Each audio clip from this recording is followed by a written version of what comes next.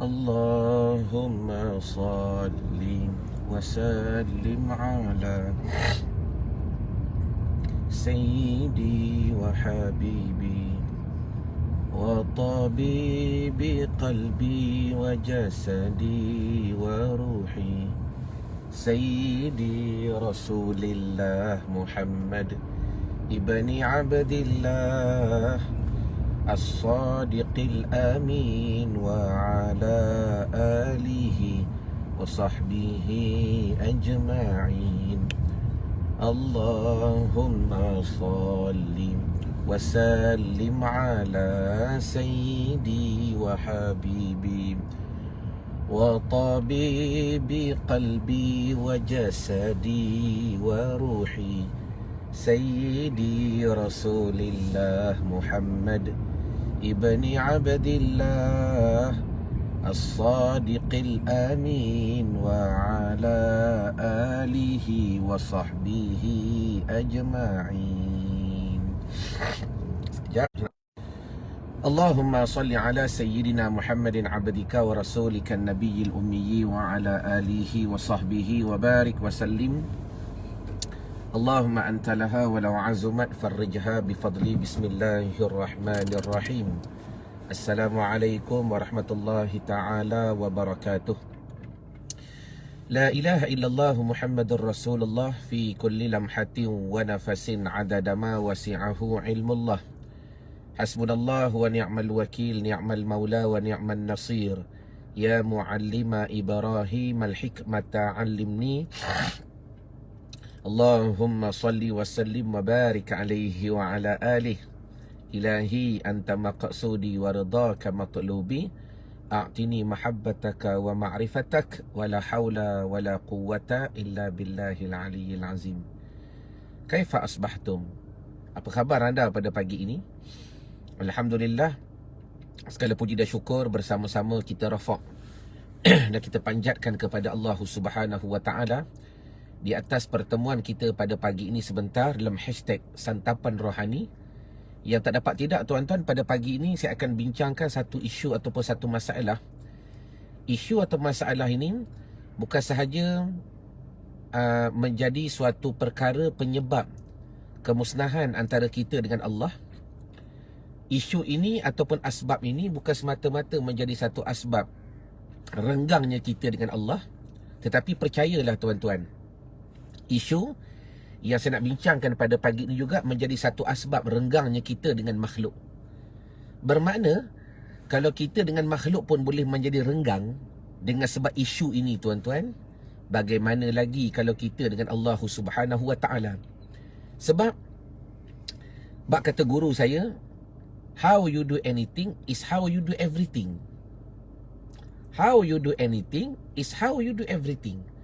Maknanya, bagaimana kamu buat apa tu, satu benda yang kamu dah biasa buat dengan orang tu, dengan orang lain pun macam tu jugalah. Kalau dengan makhluk pun kita buat macam tu, apatah lagi dengan Allah Subhanahu wa ta'ala. Is how you do anything, is how you do everything. Jadi kalau tuan-tuan rasa perkara saya nak bincang ni tuan-tuan perkara yang best, jadi bantu saya untuk like dan share dan tag nama orang yang anda sayang. Yang mudah-mudahan ramai yang dapat mendengar Santapan Rohani pada pagi ini, ramai yang dapat inspirasi pada pagi ini tuan-tuan. Kerana apa? Kerana matlamat saya, benda yang saya kongsikan ini benda yang fakta, benda yang jelas, dan tuan-tuan sendiri akan mengaku. Dan saya akan buat bukti daripada mereka-mereka yang pernah attend program-program saya terdahulu tuan-tuan. Dah, mereka akan membuktikan ini antara punca ataupun sebab utama kenapa hubungan kita dengan makhluk boleh renggang, apatah lagi hubungan kita dengan Allah Subhanahu wa ta'ala. Sebab dengan makhluk yang nampak depan mata, yang kita boleh pegang, yang kita boleh sentuh, dah, yang kita boleh bercakap dengan dia pun tuan-tuan, kalau kita tak jaga benda ini menyebabkan kerenggangan berlaku, apatah lagi dengan Allah. Bangsa yang tak nampak, bangsa tak boleh dipegang, bangsa tak boleh disentuh, bangsa tak boleh kita nak direct dengan dia. Bahkan kita yakin Allah Ta'ala tu wujud, nak cerita nampak depan mata ni, Bagi yang beriktikad ahli sunnah wal jamaah, benda ni tak ada tuan-tuan, melainkan di syurga kelak. Jadi maknanya saya ulang balik, bila kita jelas benda ni tuan-tuan, insya-Allah tuan-tuan akan cuba cari jalan. Ni punca yang utama. Ini asbab yang paling utama. Cuma sebelum daripada itu tuan-tuan, seperti biasa jawab di ruangan komen. Kaifa asbahtum? Bagaimana berpagi-paginya anda pada hari ini? Terima kasih Bonda Nuraini. Dah. Bagi tuan-tuan yang jawab, pagi-paginya saya Ustaz dalam keadaan beriman kepada Allah. Maka saya tanya soal yang kedua. Wa ma alamatu imanikum? Apakah tanda kamu beriman kepada Allah pada pagi ini? Apa tanda-tanda dia? Tulis di ruangan komen. Bagi yang tak tahu jawapan, tulis sebagaimana yang sahabat sebut di hadapan Rasulullah sallallahu alaihi wasallam. Nasbiru 'alal bala' wa nashkuru 'alal rakha' wa narda bil qada'. Itu yang sahabat sebut pada pagi-pagi bila Nabi tanya, "Wa ma alamatu imanikum?" Kamu katakan pagi ini betul-betul bersemangat beriman kepada Allah. Maka sahabat menjawab, "Ya Rasulullah, kami masih lagi bersabar di atas ujian yang Allah Ta'ala berikan. Kami masih lagi bersyukur di atas kelapangan yang Allah Ta'ala berikan. Dan kami masih lagi redha di atas qada' dan qadar yang Allah Ta'ala tentukan." Terima kasih Nurul Atiqah. Baik. Jadi bagi tuan-tuan yang dah menulis setiap apa yang saya tanya, jom kita masuk kepada perbicaraan pada pagi ini. Pada pagi ini tuan-tuan, saya akan bersembang dengan tuan-tuan satu tajuk berkenaan, tulis di ruangan komen, komunikasi. Komunikasi. Perkataan yang simple, yang mudah kita sebut. Perkataan yang hanya satu perkataan, apa dia? Komunikasi. Dan bila mana kita sebut istilah perkataan komunikasi, terima kasih Kak Noraini, yang lain boleh tulis di ruangan komen. Bila mana kita sebut perkataan komunikasi, secara praktikalnya, saya yakin poin yang pertama tuan-tuan dah jelas. Apa makna komunikasi? Iaitu menghasilkan perbicaraan di antara dua pihak. Ada perhubungan. Ada perhubungan di antara dua pihak. Ada dipanggil salah satu cara untuk kita melahirkan kehendak ataupun perasaan ataupun apa jua di antara dua pihak. Baik. Terima kasih Tuan Haji Ali Jaafar. Bila kita sebut komunikasi ni tuan-tuan, secara dasarnya kita maklum komunikasi ini satu perkara yang memang diajar sendiri oleh Allah Subhanahu wa Ta'ala. Mana dalilnya? Dan sebagai contoh, kalau kita melihat Al-Quran, kalau kita melihat hadis-hadis Nabi SAW, Nabi pernah bersabda, "Balighu anni walau ayah." Kau sampaikan daripada aku walaupun satu ayat, satu kebenaran, satu ilmu. Di situ didikan yang Nabi ajar kepada kita untuk melahirkan komunikasi. Dan bila mana kita mendengar nasihat pula, sekiranya terdapat di antara kamu keraguan. Ini contoh. Allah Ta'ala suruh berbalik, musyawarah, muzakarah. Bila sebut musyawarah, bila sebut muzakarah, pasti melahirkan komunikasi. Dan bila sebut komunikasi ni tuan-tuan, ini antara perkara yang paling besar yang perlu kita sedar dalam kehidupan kita. Sekiranya komunikasi itu tidak wujud dalam setengah-setengah perkara, dalam setengah-setengah situasi dan keadaan, sebagaimana yang saya belajar dengan guru saya Datuk Wira, Dr. Aizan bin Osman, dia kata apa? Runtuhnya sebuah kerajaan, runtuhnya sebuah pentadbiran, rosaknya sebuah kekeluargaan, dan apatah lagi syarikat dan sebagainya, bila mana kegagalan dalam masalah komunikasi. Siapa setuju dengan kalam saya? Kadang-kadang bila ada masalah, pendam tu, pendam ni, pendam. Bila ada situasi, ada masalah, kadang-kadang tak kita selesaikan dengan cara komunikasi.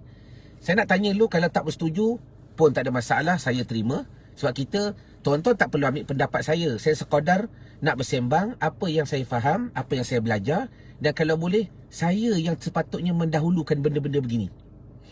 Jadi bila kita sebut komunikasi ni, bila tak wujud dalam sesuatu pertubuhan dan sebagainya, maka dia bukan sahaja menyebabkan kepada kegagalan untuk kita meneruskan kepada sesuatu pentadbiran tuan-tuan, tetapi ni kaitan saya, akhir sekali dia akan menjadi kegagalan juga kepada benda lain.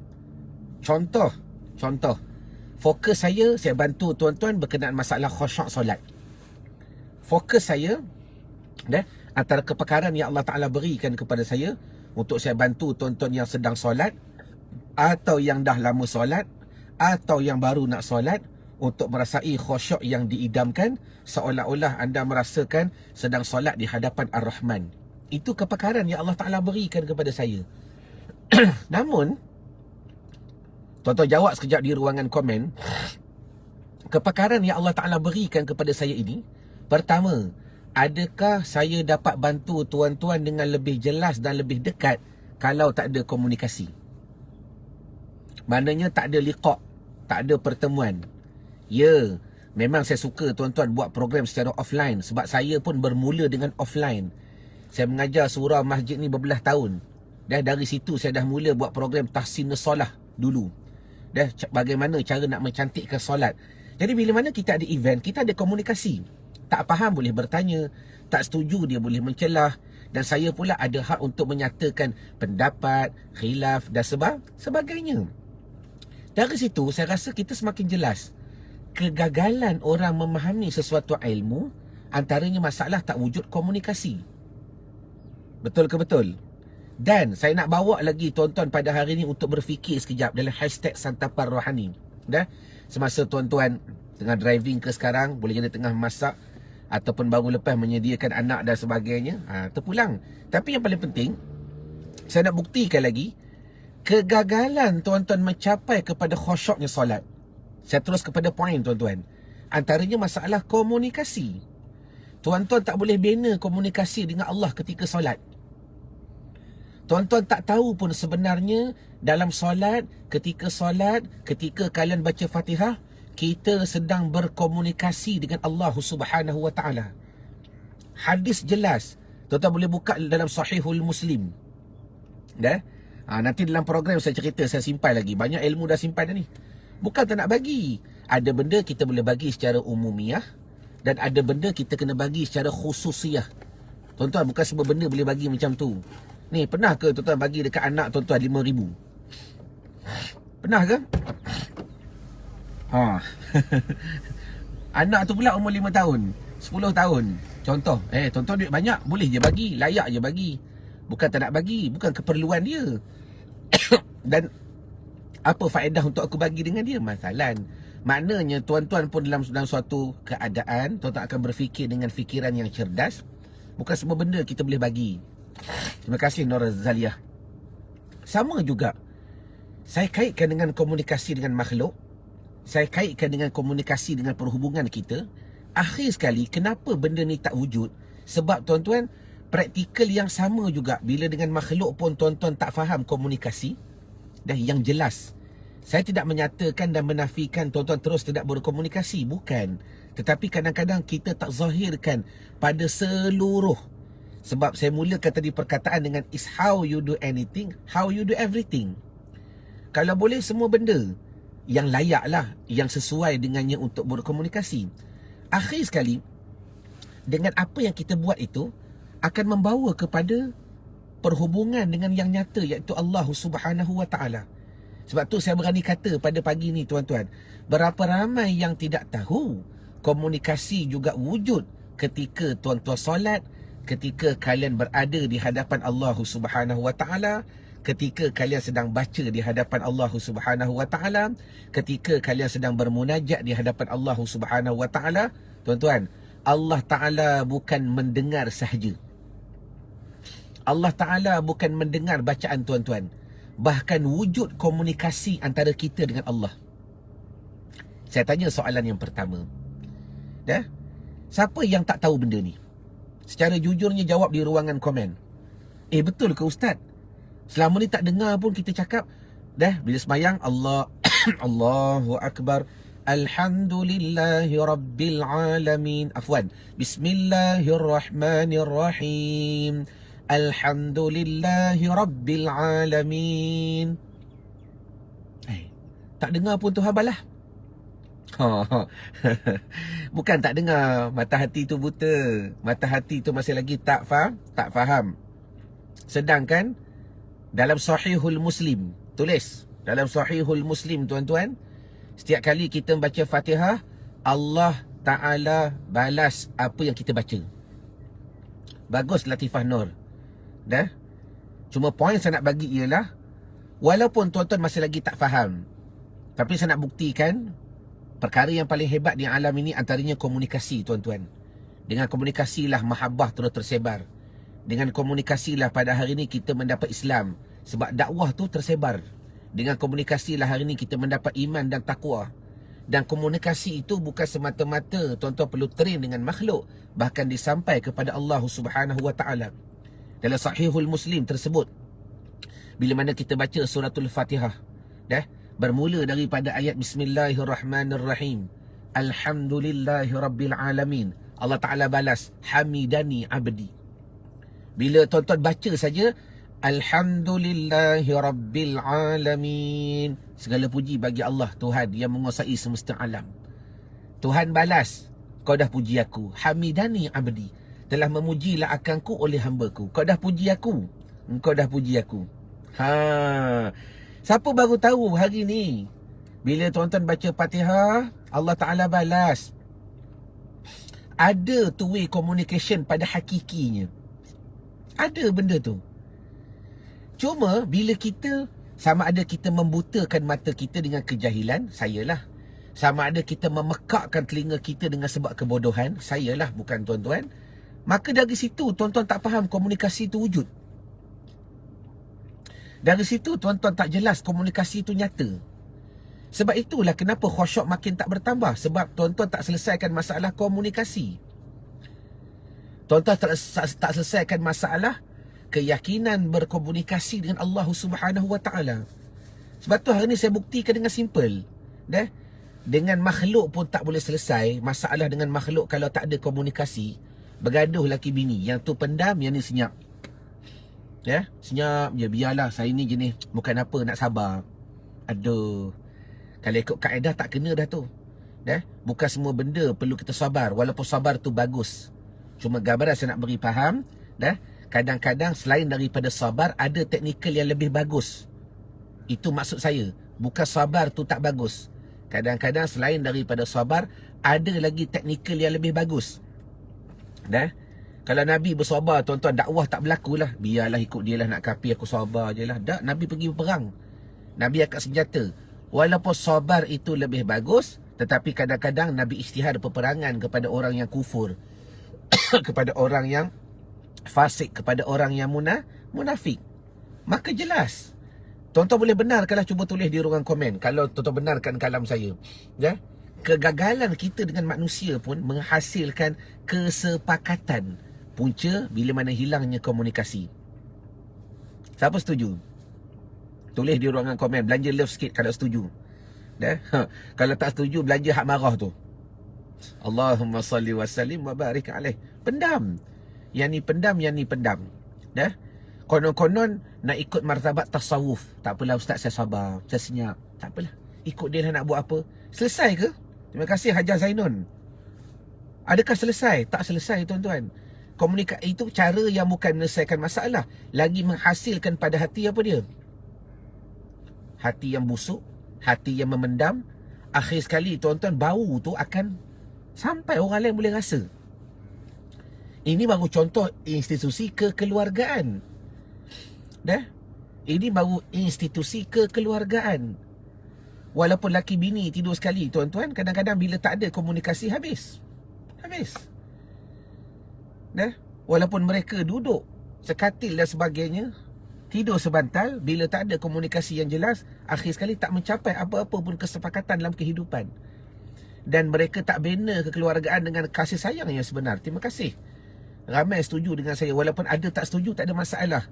Ini bukan hukum. Tuan-tuan tak wajib pun dengar kalam saya. Ini sekadar kita nak bincang nasihat untuk saya nak kaitkan dengan program yang saya buat. Maksud program itu, apa yang sering saya lakukan. Sebab itulah dalam program-program saya, di mana macam mana saya ajar tuan-tuan satu ilmu berkenaan hadis sahih Muslim. Bila mana kita baca Fatihah, Allah Ta'ala balas apa yang kita baca. Saya nak buktikan, kalau tuan-tuan jelas benda ni, tuan-tuan sendiri akan rasa macam mana khusyuk tu datang. Kenapa khusyuk tu makin datang? Selesai masalah hati. Kenapa khusyuk tu datang? Hati tu tak gudah gulana dah. Sebab apa? Jelas komunikasi. Betul ke betul? Allahumma salli wa sallim wa barik alaih. Saya ulang balik. Dah? Sebab dia komunikasi ni tuan-tuan, pertama antara benda yang selesai ialah masalah hati. Betul ke betul? Oh, baru aku jelas. Selama ni aku sangka je dia macam tu. Orang tu cucuk, orang ni cucuk. Tak dengar daripada pihak yang sebenar pun. Ataupun betul dia salah. Bagus juga orang ni cucuk untuk aku prihatin balik. Dah? Dan saya nampak bila mana komunikasi ni berlaku, antara benda yang paling best ialah hati. Kan? Jadi bila mana hati itu datang balik, dikatakan perasaan mahabbah, kasih dan sayang.